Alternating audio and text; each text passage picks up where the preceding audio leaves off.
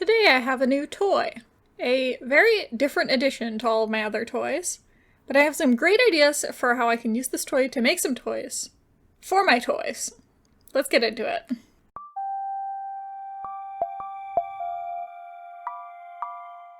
Hello artists, and art appreciators. Welcome back to the channel. Today, as you can see, we will be exploring the world of laser cutting and engraving with this super mini laser, the Algo Laser Pixie.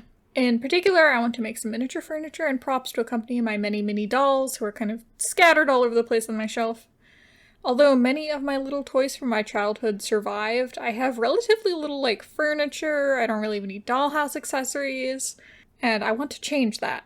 Full disclosure right up top, I received this laser cutter engraver in exchange for a review, and I have an affiliate code as well, which will be in the description. This is kind of a new thing for the channel, so let me know what you think after watching it.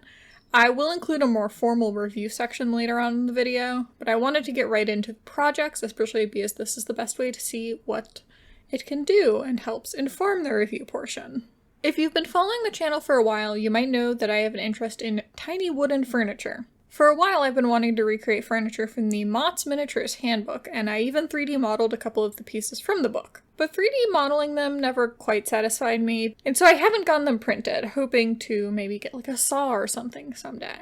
But then I realized that a laser cutter would be the perfect thing for me to step into the waters of wooden miniatures. Traditional wooden miniatures are made by saw and X-Acto and things like that, but using a laser cutter could really easily cut down on the work and the sawdust and the danger to my fingers, and also keep a satisfying visual appearance and still be made of wood. It was a great idea. I was very excited.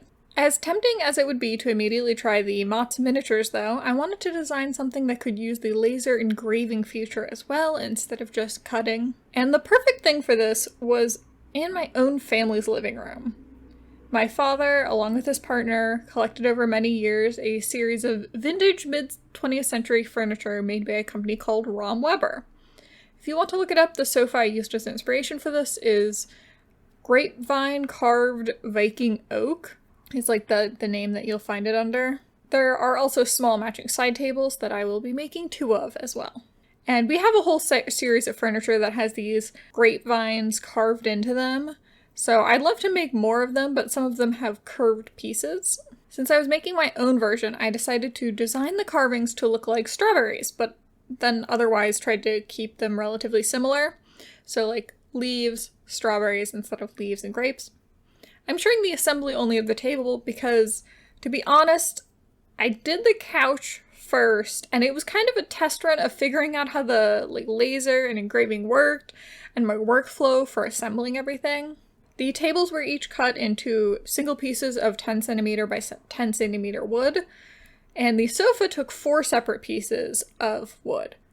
One half of the couch was 2 pieces of wood, and then I flipped those 2 pieces to the other half to make an identical design, and connected them in the middle.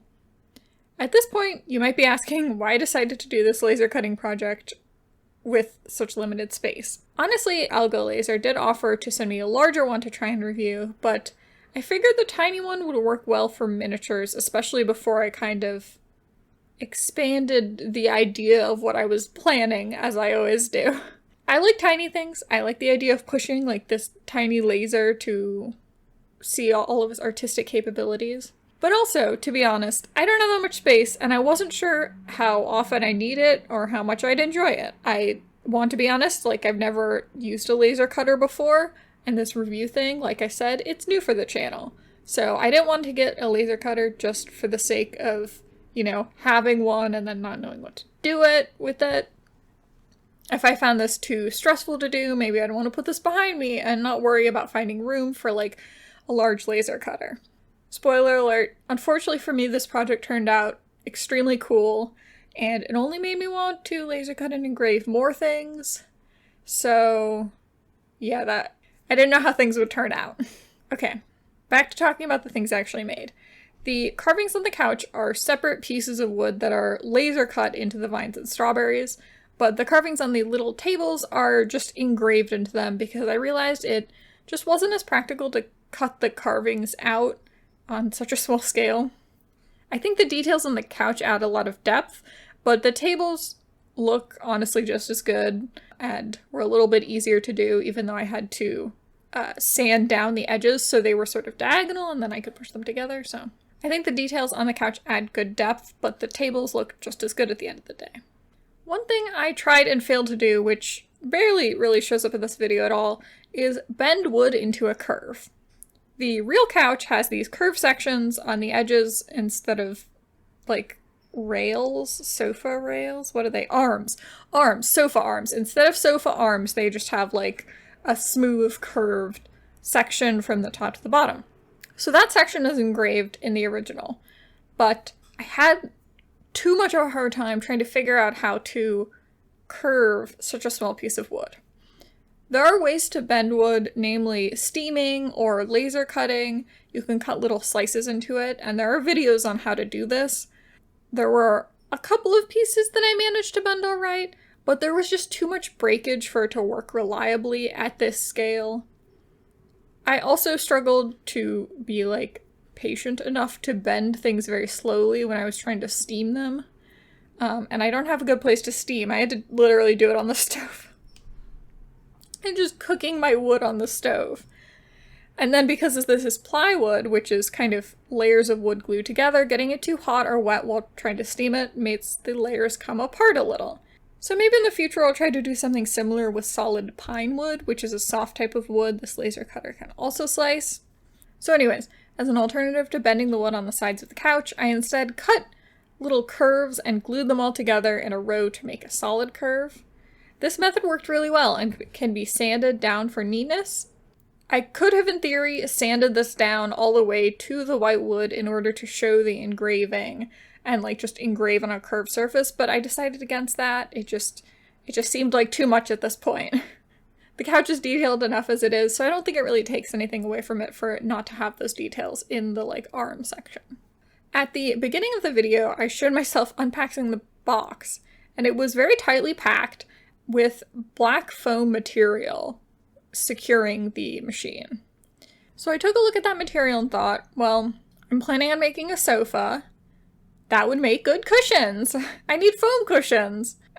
So I cut the cushions out of the foam and glued the fabric onto them. I did consider sewing the cushions, but I felt like I needed a break from sewing for this project.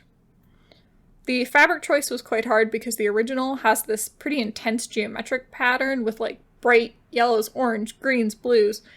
I also considered doing the couch in rainbow fabric I have, but ended up going with the more classic-ish style of floral pattern. It has kind of similar colors, and they're a little bit more muted, so I think it kind of matches the original, although it is a little bit grandma couch. Hopefully it's not too grandma couch for you all. I say that, but my grandmother had like a geometric pattern couch when I was younger, so.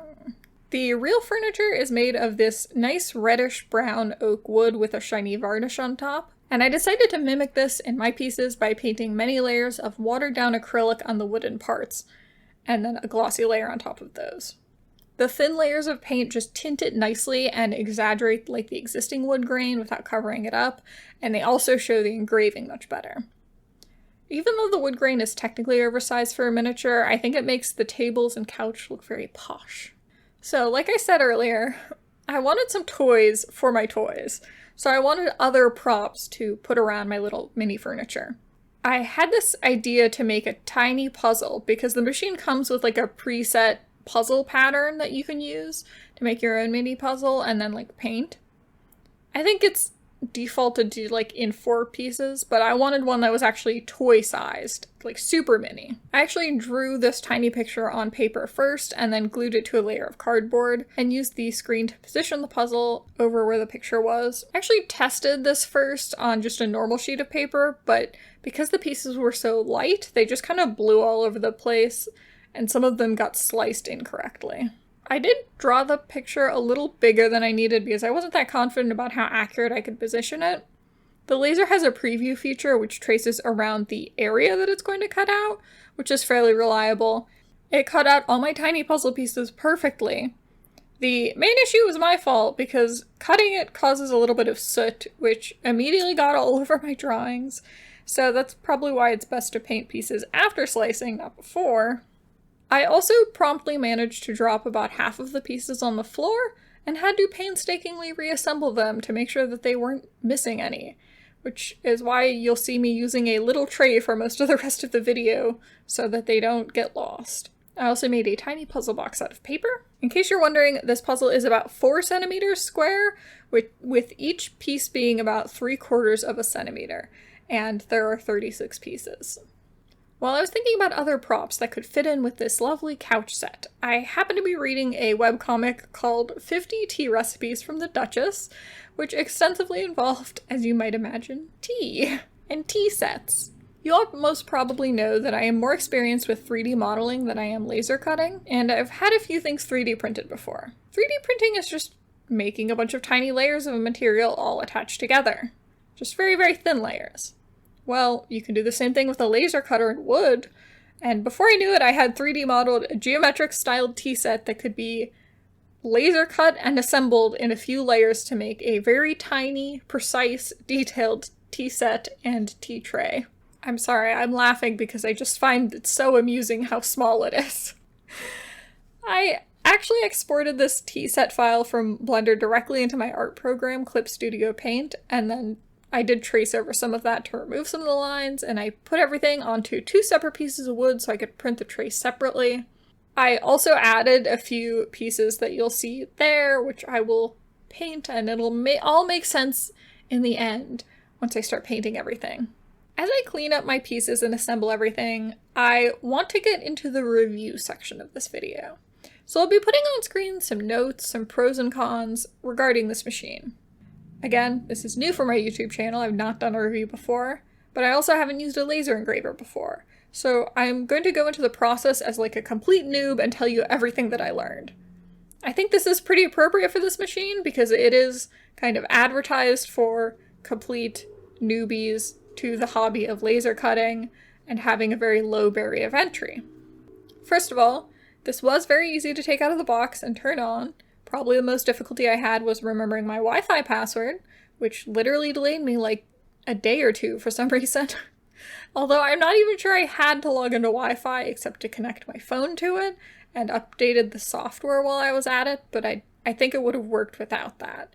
I also set a lock code, which is a safety feature most prominent if you're worried about kids being around. I skimmed the instruction pamphlets, noting that the machine does have several points where it warns you it could burn your house down, which I appreciate as a safety-conscious person. I have never used a laser engraver before, so I can't really do a comparison to other engravers. What I do know is that this one is generally more compact, not just because it's small, but because it has a cover and lid built into it. I think that ideally you should still wear safety glasses and avoid looking at the laser, but the tinted plastic does tone down the glare from it quite a bit. It also has a little tube for redirecting the smoke out of the back of the laser engraver. That's why it's in kind of a weird position to film over by the window, and always being filmed at weird angles. I will note that this box is definitely not airtight, and the fan isn't the strongest, so a bit of the smoke does end up in the room, which has to be ventilated out separately. The first time I used this, my partner noticed this when they got home from work, and so I tried to ventilate a bit better in the future. The tube does seem to be fairly effective, which I especially noticed when there was a turn in the wind one day and it blew smoke straight into the tube and into my room instead of blowing it out. So you do kind of have to rely on wind direction in some cases.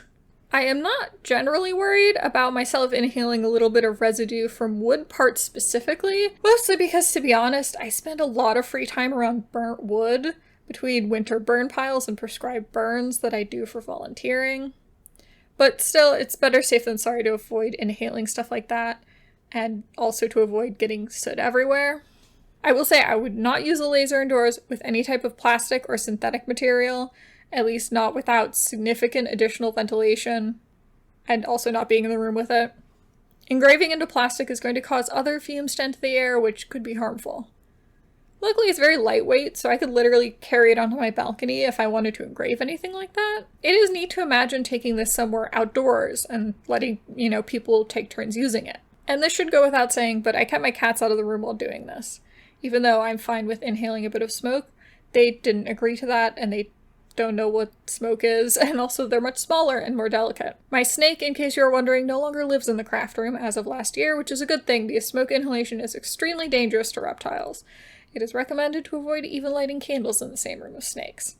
So, all pets out of the craft room during engraving time. Anyways, the sort of selling point of this pixie-sized engraver isn't the size, lid, or tube, but the operating system. Yes, this machine is advertised as a smart engraver because it has a little built-in computer and a touchscreen. When you upload a photo, for example, via USB, you can position it on the preview screen before clicking a preview button, which will have the laser trace the outline of the area where it will be engraving, and then you can adjust as needed. It is very easy to use. Things the machine can do right out of the box include example designs provided in the image library, of which there are a range of cartoony to realistic designs. You can upload a photo to engrave from your phone or USB or computer, although I didn't try the computer directly because my computer is across the room, and I have a desktop. The engravings can include automatic outlines in preset shapes. So example, you can choose a photo and then make it into a keychain type of shape. You can also use the screen pen or your finger to draw on the screen itself and print the image out directly, and you can use the app for that as well. There's a vectorize feature in the app, I believe only. I don't remember if it's in both of them, but there's a vectorize feature in the app so that you can essentially cut around the edges of the drawing that you make. How does a laser engraver work? I had seen a lot of videos featuring laser engravers and cutters, but I didn't really know how they work, and I mostly still don't. But what I can tell you is how I have observed mine in the wild. The laser itself operates on a bar that slides left and right, while the bar moves on a track going forwards and backwards. The vertical position is manually adjusted by the user based on optimal distance between the laser and engraving platform. There's like a little tool included to help do this. There's also two sides to the engraving platform. One has a flat side and one has like a raised bed pattern, which helps preventing burn marks or something. I don't know, I don't really understand it, but I did swap the flat bed for the raised bed and it seemed to be good for that. The laser itself is a really hot beam of light that you shouldn't look into that burns a layer or multiple layers into whatever you put underneath it. Cutting and engraving are not fundamentally different processes, but the difference comes from the speed and power of the laser. If the laser is at 100% power and going slowly, it is going to go deeper, and depending on the speed, can cut through paper or even thin wood. This is a 10-watt laser, by the way, so at 100% power, it can only cut through fairly thin wood. It's about 1/8 of an inch thin. At a fast speed, it will no longer cut, but it will just engrave, essentially, a line or multiple lines, depending on what you're doing. A lower power will also, make it engrave instead of cut. It can do multiple passes at a faster speed or, like, a lower power in order to cut instead of engrave. Essentially, there are many ways to combine speed, power, and number of passes to engrave or cut depending on the situation. The machine comes with defaults that essentially help with figuring out the best settings for engraving versus cutting. Suggestions, but can also be manually controlled. The most useful thing that I found was going into the settings and finding the example files labeled cutting speed test. This really helped me see for myself how the speed affected the cutting strength. At 200, 400, 600, and 800 millimeters per minute at 100% power, it cut through the plywood I was using, but above that speed, it did not. Although it engraved very deeply and almost cut through some parts.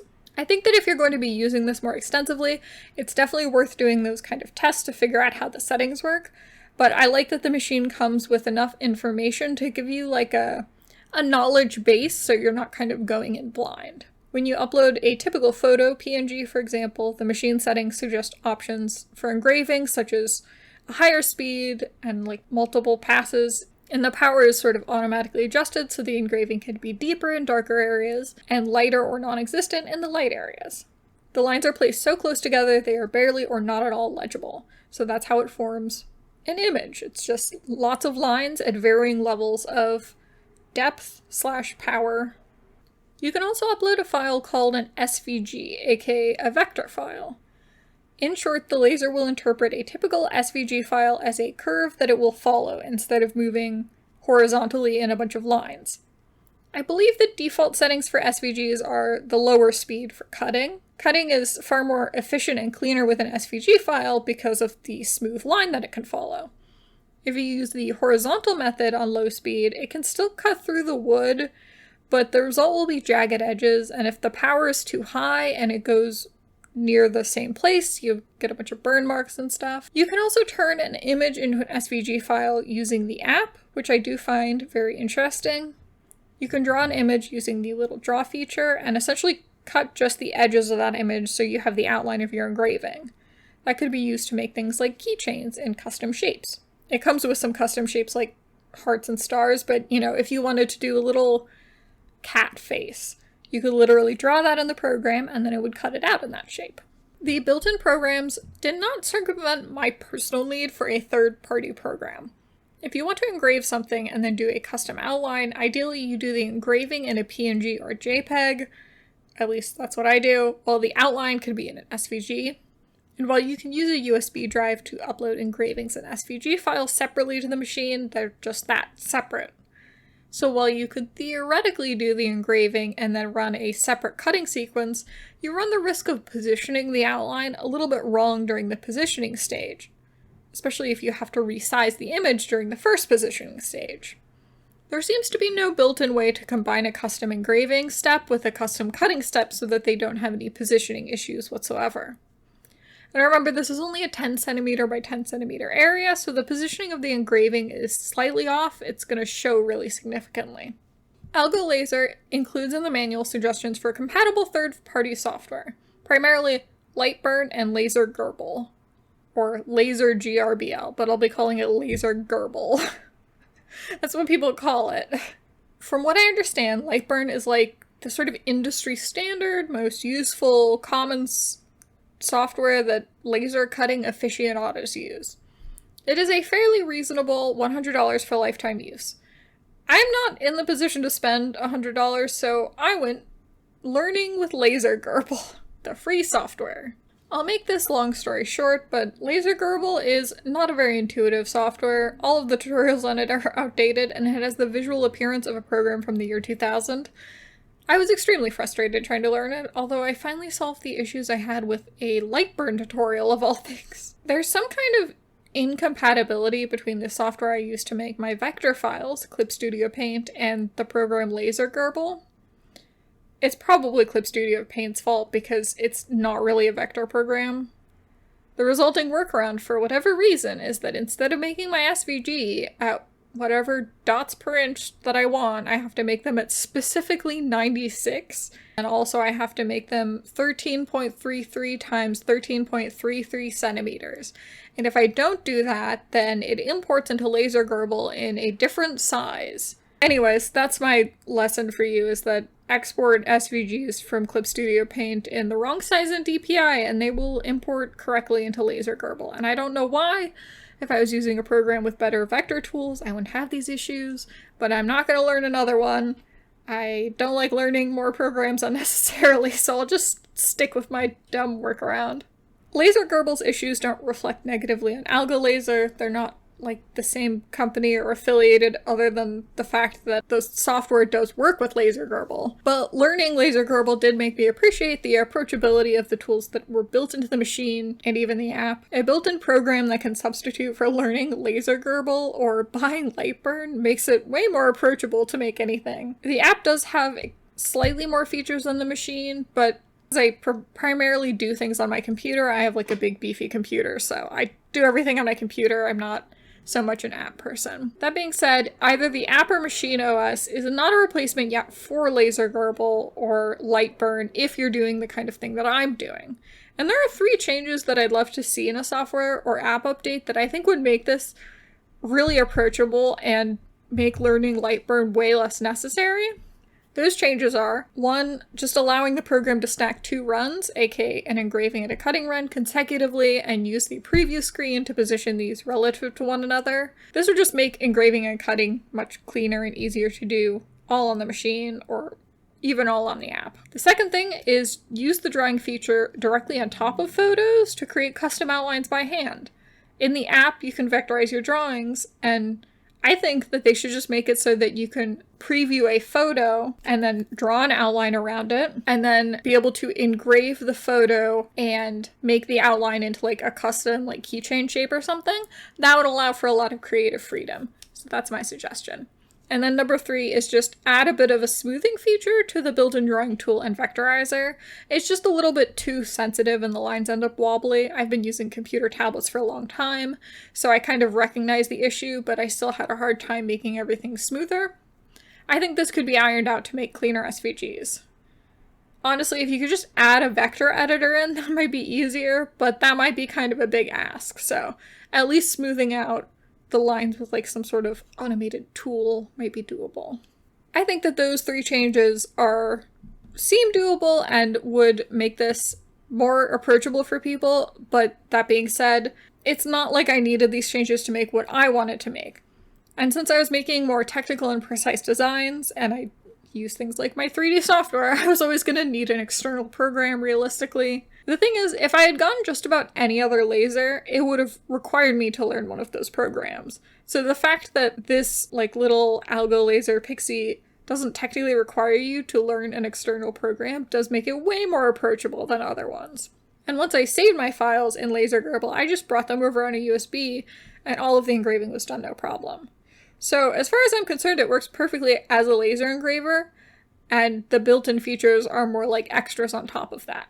There are 2 sort of bug/issues that I noticed while using the machine that I do want to mention. One is that there's a feature where the safety lid needs to be closed in order for the print to start. This is a good feature, especially if you're using this around kids or something, but it seems to be really sensitive and triggers a lot of the time, so I have to press ignore and start it manually. Also, if you raise the printer vertically, for example to engrave something larger, the lid isn't going to cover the entire thing anyways, so I wish there was a better way to temporarily disable that in the settings. 2, if the laser itself is positioned in the middle of the bed for whatever reason and you go to start an engraving, it sometimes like gets confused and an error message pops up, and then you have to click close on the message and then go back to the main screen and manually click the home button so the laser will reposition itself to the bottom left, which is its home. I'm just not sure why the button for home isn't just included in the pop-up alongside the error message, just so you don't have to go back to the main screen. So changing that would be a good quality of life move. Now, this section of the video is starting to feel a bit like a list of complaints, but I hope putting this after the pieces that I did and the results that I got helps illustrate my actually very positive feelings for this little machine.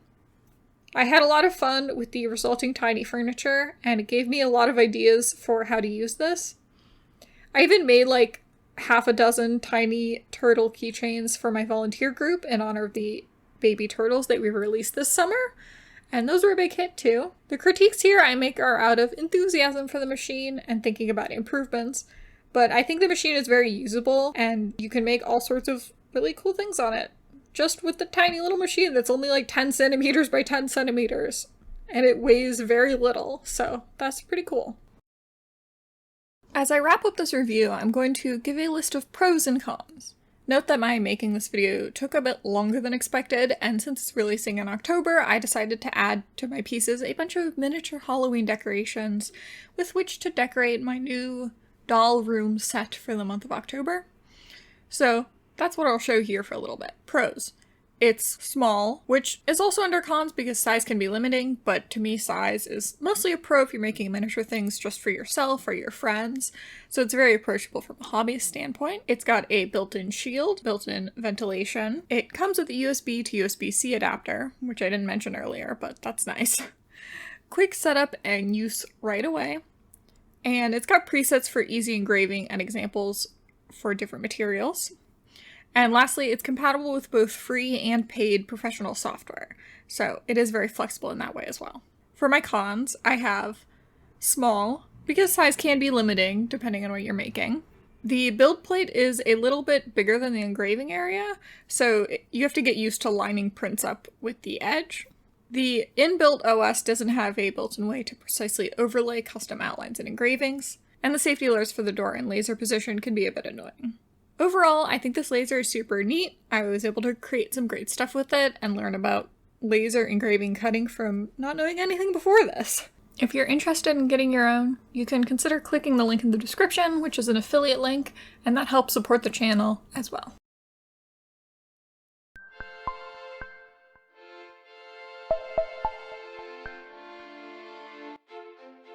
Here are all of my miniatures in all of their glory. They've been set up, arranged as a little tea party.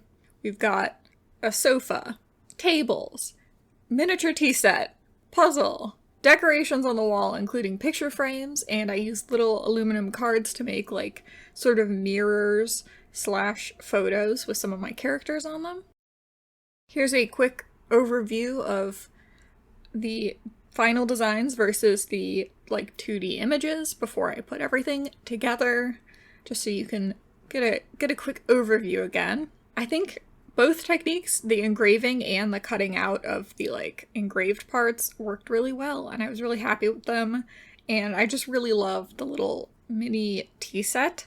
I think I could do a similar thing in the future, but sand the edges to make it smoother if I really wanted to. Or I could just do a geometric thing. Thank you to my Ko-fi supporters, Retro Geek Crafts, Luca, Gabby Rose, and Serendipity. And to round it all off, here's the mini furniture with some of my mini dolls. This set works best with my Yummyland doll, to be honest, who's my littlest doll, and I literally found her in a garbage can last year, so she's really living her best life, having this furniture that is perfectly her size. As you can see, she invited some friends to celebrate it with her and have a little party. It really makes me want to like make a whole dollhouse with custom furniture. I think it looks really good, and yeah, I hope you like it. Thanks for watching, and you can like and subscribe to the video if you want to. Okay, bye-bye!